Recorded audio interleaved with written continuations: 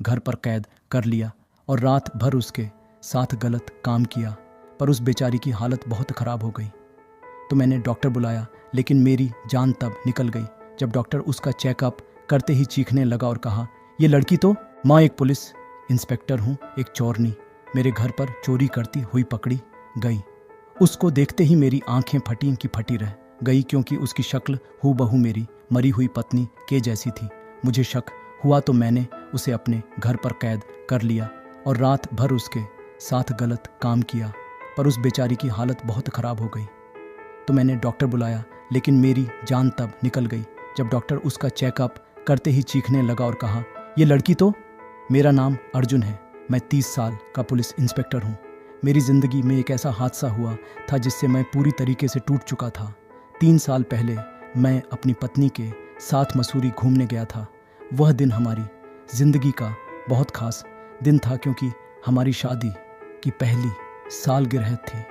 मैं और कनिता बहुत ही खुश थे। दिल्ली से कतार से हमने मसूरी की बस पकड़ ली थी और हमने घूमने की सारी तैयारी कर ली थी। पहाड़ों में हम अपनी मोहब्बत को फिर से जमा करना चाहते थे। मैं नीता से बहुत प्यार करता था। नीता एक सरकारी स्कूल में टीचर थी और मैं पुलिस वाला। हमारी जोड़ी एकदम परफेक्ट थी। नीता मुझे मेरे दोस्त महेंद्र की पार्टी में मिली थी। उस पार्टी में हमारे बैच के बहुत सारे पुलिस ऑफिसर आए हुए थे। महेंद्र मेरा बैचमेट है, नित्या उसकी फ्रेंड थी, तो उसने अपने घर की पार्टी में उसे भी बुलाया था। पुलिस ऑफिसर के बीच में एक स्कूल टीचर। मेरा ध्यान बार बार उस पर जा रहा था, पर मुझे ऐसा लगा था कि वह महेंद्र की गर्लफ्रेंड है, जिस वजह से मैं अपने आप को रोक रहा था। पर वह काफ़ी खुले स्वभाव की लड़की थी, हंस बोलकर बात कर रही थी। पहली नज़र में ही वह मेरे दिल को भाग गई थी और मैंने अपना फ़ोन नंबर उसे दे दिया था। उसका फ़ोन नंबर मांगने की हिम्मत मुझ में नहीं थी। मैंने कहा, नित्या, अगर किसी भी चीज़ की ज़रूरत हो तो मुझे कॉल कर सकती हो। नित्या मेरे ही एरिया में रहती थी। उसने खुशी खुशी मेरा नंबर ले लिया और कहा, पुलिस वाले की ज़रूरत तो कभी भी पड़ सकती है, क्योंकि मैं भी दिल्ली में अकेली ही रहती हूँ। क्या वो मुझे ये कहकर खुला इन्विटेशन दे रही है? मैंने पूछा, तुम्हारी फैमिली? नित्या बोली, मेरे परिवार में दीदी और जीजा जी हैं, जो कि दिल्ली के दूसरे एरिया में रहते हैं। मेरे मम्मी पापा इस दुनिया में नहीं रहे। ये सुनकर मैं उसकी तरफ देखने लगा। मुझे बुरा लग रहा था कि इतनी कम उम्र की लड़की अपने माँ बाप को खो चुकी है, जबकि अब तक उसकी शादी तक नहीं हुई है। बेचारी दीदी और जीजाजी के भरोसे रह गई है। शायद उसने मेरा दिमाग पढ़ लिया और मेरी तरफ ऐसे देखने लगी कि जैसे कह रही हो कि कोई बात नहीं, मैंने अकेले ज़िंदगी जीना सीख लिया है। मुझे उस वक्त उस पर बहुत प्यार आ रहा था और मैं यही सोचने लगा था कि काश ये लड़की मुझे मिल जाए। पार्टी के बाद मैं घर चला गया, पर इस लड़की के बारे में सोचने लगा। मैंने आज तक नित्या जैसी खूबसूरत लड़की नहीं देखी थी और बेचारी अकेली है, तो मुझे लगा काश मैं उसका अकेलापन दूर कर सकूं, उसके परिवार की जो कमी है वह पूरी कर सकूं। अगली सुबह मैं काम में बहुत बिजी हो गया था। नित्या की बात मेरे दिमाग से उतर चुकी थी कि तभी मेरे मोबाइल में एक अननोन नंबर से कॉल आने लगा। जब मैंने कॉल उठाया तो उधर से आवाज़ आई, मैं नित्या बोल रही हूँ। सबसे पहले मेरे मुंह से निकला, तुम ठीक तो हो ना? वो हंसने लगी और कहने लगी, क्यों पुलिस को फ़ोन करने का मतलब ठीक नहीं हूँ क्या? मैं भी हंसने लगा और कहा, बताओ कैसी हो, मैं तुम्हारे बारे में ही सोच रहा था। उसने कहा, कल मैंने तुम्हें अपना नंबर नहीं दिया था, इसी वजह से फ़ोन किया। मेरा नंबर सेव कर लेना, कभी हम फ्री होंगे तो बात करेंगे। मैंने कहा, ज़रूर, जब भी फ्री हो ना तुम मिस कॉल मार देना, मैं कॉल कर लूँगा।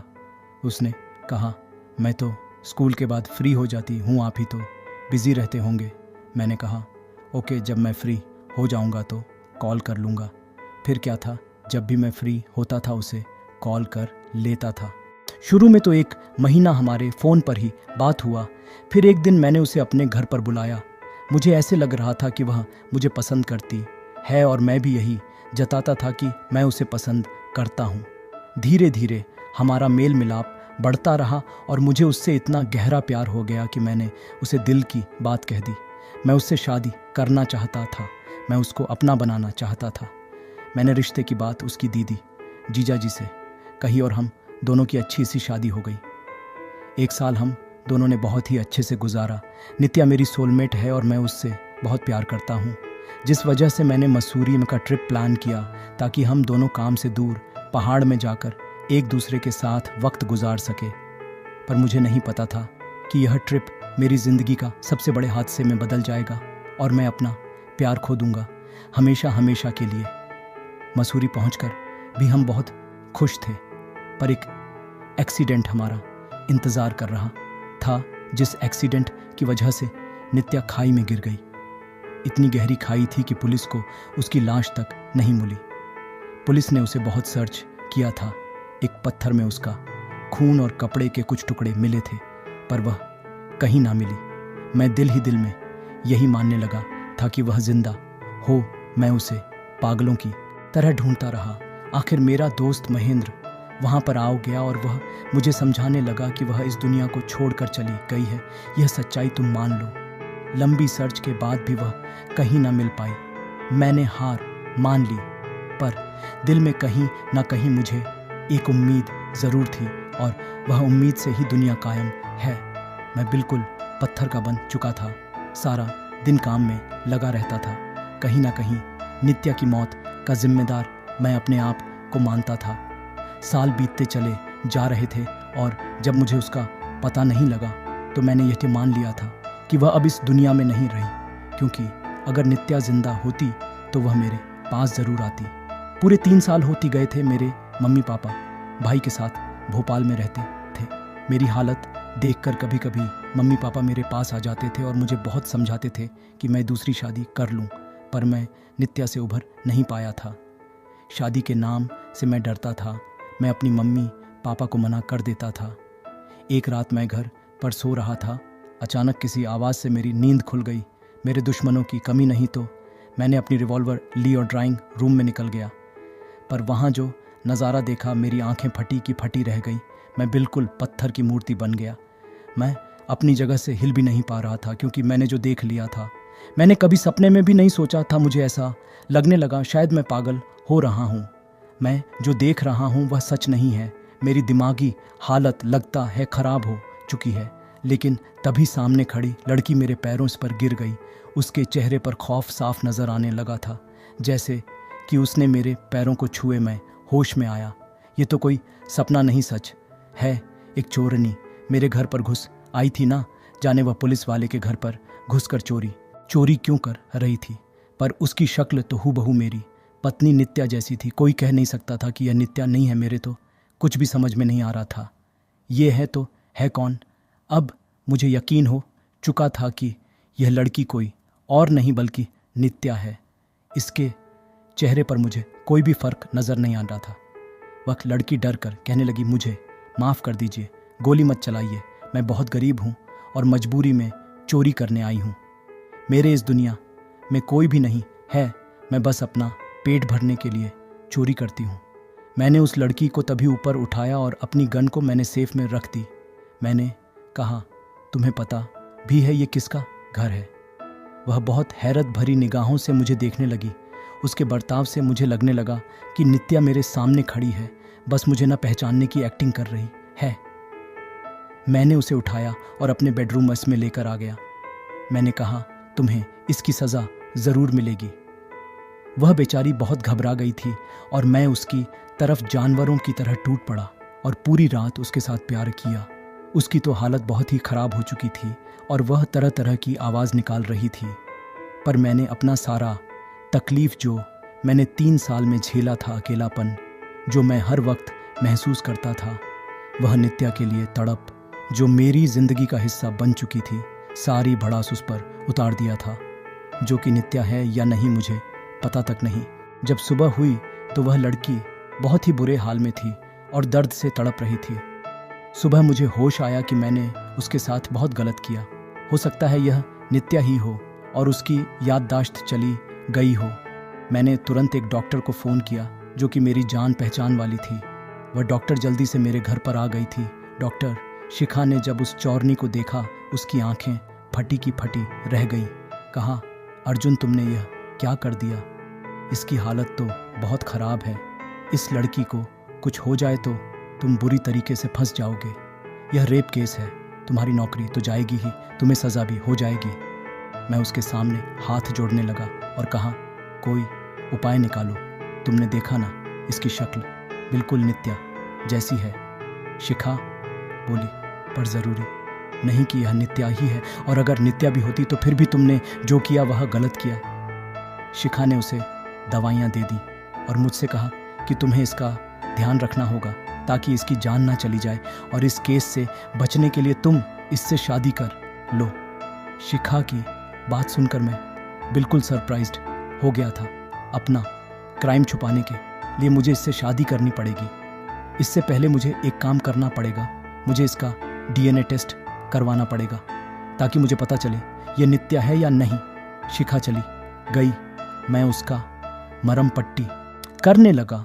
वह मुझे देखकर बहुत डर गई थी और बहुत रो रही थी। ऐसा लग रहा था कि वह मुझसे नफरत करने लगी है। मैंने कहा, मुझे माफ़ कर दो, अब से मैं तुम्हारा ध्यान रखूंगा। तुम्हारा जो भी नुकसान हुआ है मैं सबकी भरपाई कर दूंगा। तुम्हें दोबारा कभी चोरी करने की ज़रूरत नहीं पड़ेगी। मैंने जो भी गलतियां की है उसे मैं सुधार दूंगा। ऐसा कहकर मैं उसके पैरों पर गया। मुझे खुद पर बहुत गुस्सा आ रहा था कि मैंने इस लड़की का यह हाल कर दिया। मैं उसे दूसरे कमरे में लेकर गया और कहा कि तुम यहीं पर रुको, मैं आज के बाद तुम्हें कभी भी तुम्हारी मर्जी के खिलाफ हाथ नहीं लगाऊंगा। वह लड़की ज़ोर ज़ोर से रोने लगी और मेरे बाहों से बिल्कुल लिपट गई। कहीं मैं बिल्कुल बेसहारा हूँ। आपने मेरे साथ ये सब कुछ क्यों किया?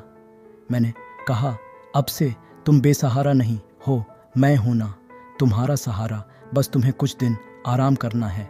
मैं तुम्हारा इलाज करवाऊंगा और तुम्हारा पूरा ध्यान रखूंगा। शाम को मैं नित्या के दीदी के घर चला गया और बहुत ही चालाकी के साथ उसका DNA सैंपल कलेक्ट कर लिया। आखिर हूँ मैं पुलिस वाला तो यह सब काम का एक्सपर्ट हूँ। जब मैं घर आया तो वह लड़की सो रही थी। मौका देखकर मैंने उसका भी DNA सैंपल कलेक्ट कर लिया। अब मुझे बस यह पता लगाना है कि यह नित्या है या नहीं। मैंने फिर उस लड़की को उठाया और अच्छे से खाना खिलाया और उसे दवाई खिलाई। उसकी मरहम पट्टी करने के बाद मैंने उसे दोबारा सुला दिया। अब मैं काम पर जाने लगा था। उस लड़की का अच्छे से ध्यान रखने लगा था। उसने अपना नाम मनीषा बताया। मैंने कहा, मनीषा तुम चोरी क्यों करने लगी? उसने कहा, मैं बहुत गरीब घर की लड़की हूँ, मुझे कहीं पर काम नहीं मिला तो मजबूरी में मैं चोरी करती हूँ ताकि मैं अपना पेट पाल सकूँ। मैंने उसके पापा मम्मी के बारे में भी पूछा क्योंकि मैं उसका बैकग्राउंड पता लगाना चाहता था।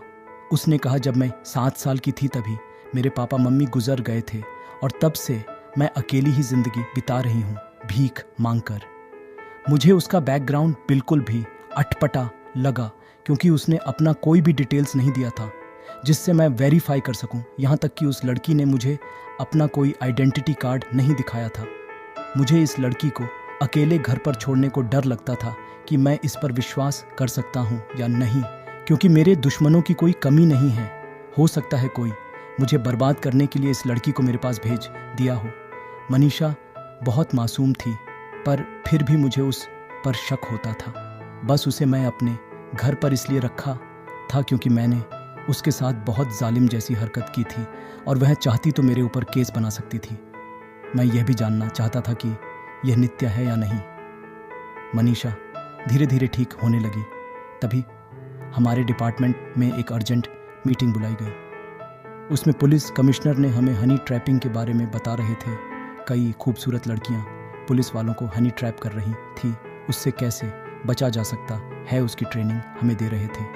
अब मेरे दिमाग में ये बैठ गया, कहीं किसी ने इस लड़की को मेरे पास इसलिए तो नहीं भेज दिया, जिसने भी भेजा होगा उसे पता होगा कि मेरी पत्नी नित्या अब इस दुनिया में नहीं है। हो सकता है इस लड़की की प्लास्टिक सर्जरी करवा दी हो। मेरे दिमाग में तो तरह तरह के शक भर गया था, पर जब मैं उसके पास जाता तो शक का कोई कारण नजर नहीं आता। बहुत ही मासूम और अकेली लड़की थी। मैंने सोचा यह ठीक हो जाएगी तो मैं इसका कुछ इंतज़ाम कर दूंगा, पर दिल के किसी कोने में ऐसा लग रहा था कि कहीं यह नित्या तो नहीं। DNA टेस्ट के इंतज़ार में बैठा हुआ था। कल सुबह मुझे उस टेस्ट की रिजल्ट मिलना था। रात को अचानक मैं सोने जा रहा था कि वह लड़की मेरे एकदम करीब आ गई। मैं हनी ट्रैपिंग के बारे में सोच ही रहा था कि वह मेरे बदन से लिपट गई और मुझे प्यार करने लगी। मेरे होश बिल्कुल उड़ चुके थे। मैं अपने आप को रोक नहीं पा रहा था क्योंकि इसी शक्ल की लड़की से मैं बेइंतहा मोहब्बत किया था। वह मुझे उकसाए जा रही थी। आखिरकार मैं बहक गया। उसके साथ एक नज़दीकी रिश्ता बना लिया, इस बार नफ़रत से नहीं बल्कि प्यार से। अगले दिन जब मुझे DNA टेस्ट की रिपोर्ट मिली तो ना जाने क्यों मेरा दिल ज़ोर ज़ोर से धड़कने लगा और बहुत ज़्यादा घबराहट होने लगा। बिल्कुल कांपते हुए हाथों से मैंने कवर से वह रिपोर्ट निकाला। ठीक रिपोर्ट पढ़ा। वह लड़की नित्या नहीं है। ये कोई ऐसी लड़की है जिसके बैकग्राउंड के बारे में मुझे कुछ भी नहीं मालूम, जिसके पास अपना आइडेंटिटी कार्ड तक नहीं है। और मैं ठहरा एक ईमानदार पुलिस वाला जिसके लिए अपने देश से बढ़कर और कुछ भी नहीं है। मैंने सोच लिया था भले ही मेरा दिल कुछ भी कहे पर मैं इस लड़की पर भरोसा नहीं कर सकता। मैं सबसे पहले इस देश का बेटा हूँ, भारत माँ का बेटा हूँ। मैं किसी ऐसी लड़की से शादी नहीं कर सकता जिसका बैकग्राउंड डिटेल्स मुझे पता ना हो। जब मैं घर पहुंचा तो वह मेरा इंतज़ार कर रही थी और मुझे प्यार भरी नज़रों से देख रही थी। उसका मासूम चेहरा देखकर मेरा दिल पिघल रहा था। मन कर रहा था कि अभी इसे प्यार करूं। पर मैंने उससे कहा कि मैं तुम्हें पैसे दूंगा ताकि तुम एक घर किराए पर ले सको और इन पैसों से अपना गुजारा कर सको। कोशिश करूंगा कि तुम्हें कोई काम मिल जाए। मैं तुम्हें अब इस घर पर नहीं रख सकता। दरअसल मैं एक पुलिस वाला हूँ और तुम एक चोरनी हो। वह बिल्कुल उदास हो गई। उदास नज़र से मुझे देखने लगी। उसकी नज़रें बता रही थीं कि वह मुझसे बहुत प्यार करती है, पर मैं इस देश का बेटा हूँ। मैंने उससे कहा जब भी तुम्हें कुछ भी ज़रूरत पड़े तो मुझसे कांटेक्ट करना। वह अपना सामान समेटकर जो कि मैं उसे खरीद कर दिया था सुबह घर से निकल गई। उसकी आंखें बता रही थी कि वह चाहती है मैं उसे रोक लूं, पर बहुत मुश्किल से मैंने अपने दिल को समझाया था। अनाथ लोगों को इस तरह से पीछे नहीं धकेलना चाहिए, पर मैं अपने देश का एक महत्वपूर्ण काम करता हूं और मैं खतरा उठाने को तैयार नहीं था। लेकिन इस हादसे से मैं समझ चुका था कि मेरी ज़िंदगी अभी ख़त्म नहीं हुई है। मैंने अपने माँ से कह दिया था कि माँ मैं दूसरी शादी करने के लिए तैयार हूँ। मैं फिर से जीने लगा था। यह चैनल किसी भी अवैध गतिविधियों को बढ़ावा या प्रोत्साहित नहीं करता है। इस चैनल द्वारा प्रदान की गई सभी सामग्री केवल शैक्षिक उद्देश्य के लिए है। दोस्तों, आपको एक कहानी अच्छी लगी होगी, चैनल को सब्सक्राइब ज़रूर करना, वीडियो को लाइक ज़रूर करना।